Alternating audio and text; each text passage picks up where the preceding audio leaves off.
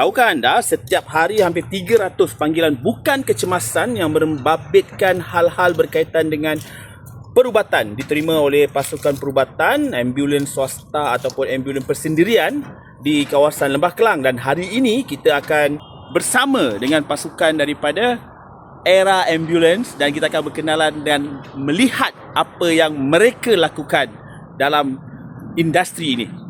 Beroperasi di kawasan sibuk Kampung Baru Kuala Lumpur, ERA ni sebenarnya sebuah PKS swasta untuk perubatan kecemasan.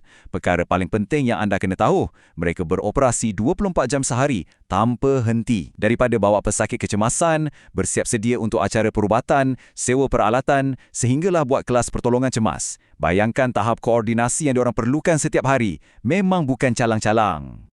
Seterusnya, baliran kerja operasi mereka.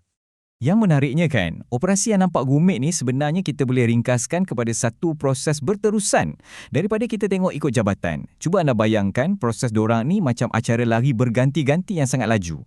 Bermula dengan permintaan dan peruntukan, kemudian pemeriksaan dan pengantaran kenderaan, seterusnya bantuan pesakit dan ditamatkan dengan fasa penyerahan. Operasi yang sangat kritikal ni rupa-rupanya masih dikawal oleh alat yang terpecah-pecah.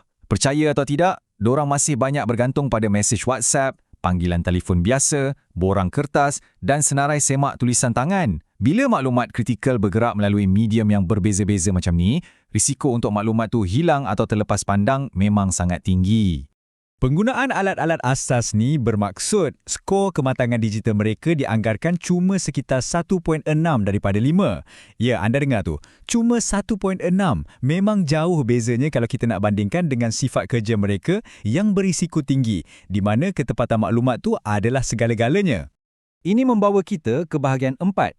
Kesesakan perniagaan tersembunyi. Di sinilah wujudnya geseran-geseran dalam operasi.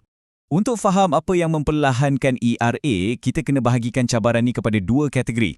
Pertama, masalah perniagaan, contohnya sistem pengantaran yang tak seragam dan dokumentasi yang lambat. Kedua, kita ada isu keselamatan dan kesihatan pekerjaan atau OSH, macam risiko kemalangan di jalan raya dan kecederaan masa angkat pesakit. Sekarang kita tengok apa kesannya pada keselamatan manusia.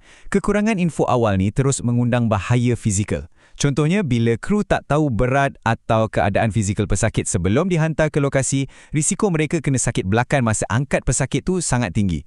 Lepas tu, sebab nak kejar masa akibat kelewatan koordinasi, ia boleh menjurus kepada pemanduan laju yang berbahaya. Tambah pula dengan risiko pendedahan biologi dan shift kerja 12 jam yang memenatkan.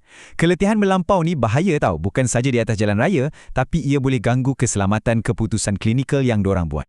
Berkenaan dengan aspek keselamatan, kita juga menitik beratkan tentang petugas juga lah berkenaan dengan risiko-risiko yang berbahaya, iaitu ketika mengendali pesakit yang seperti mana pesakit tu ada penyakit berjangkit seperti macam yang kita tahu HIV, penyakit kulit, TB, serta juga apabila kita mengendali mangsa-mangsa kemalangan jalan raya. Kadang bila kita tengah attend mangsa, kita tak tahu apa yang akan datang dekat kita.